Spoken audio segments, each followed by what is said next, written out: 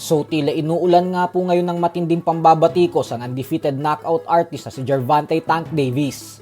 Kumalat na po kasi sa social media ngayon na sumakabilang buhay na ang nanay ng current WBO welterweight champion Devin Haney.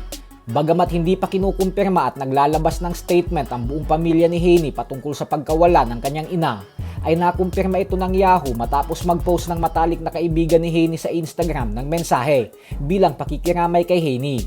Pero medyo sumobra nga po ang naging bitaw na banat ni Davis dito dahil nag-post din si Tank Davis sa kanyang Instagram account ng litrato ng ina ni Haney.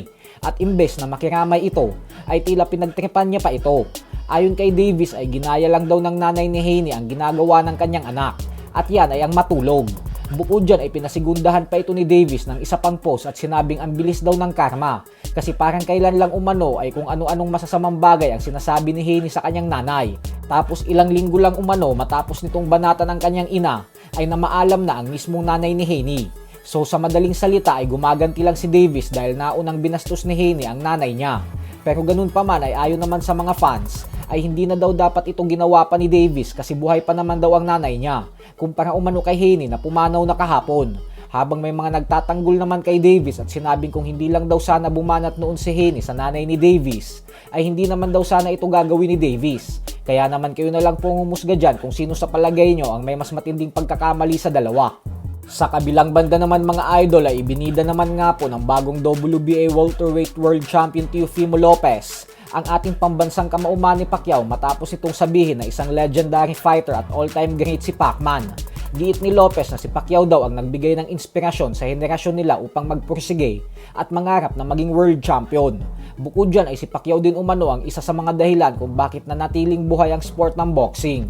Dahil madami umanong fans ang napamahal sa boxing nang dahil sa mga laban ni Pacquiao. Dagdag pa ni Lopez na pangarap niya umanong maging katulad kay Pacman, hindi lang umano sa boxing. At bagkus ang mga ginagawa daw nito sa labas ng lona ay gusto niyang tularan, lalo na kung paano umano ito tumulong sa mga tao. Kaya karapat-dapat daw talaga itong tawagin bilang the People's Champion. Matatandaan nga po natin na maging si Ryan Garcia ay ganyan din ang sinabi patungkol kay Pacquiao. Dahil si Pacquiao umano yung tipong iiduluhin mo ng sobra sa boxing nang dahil sa kakaibang talento nito.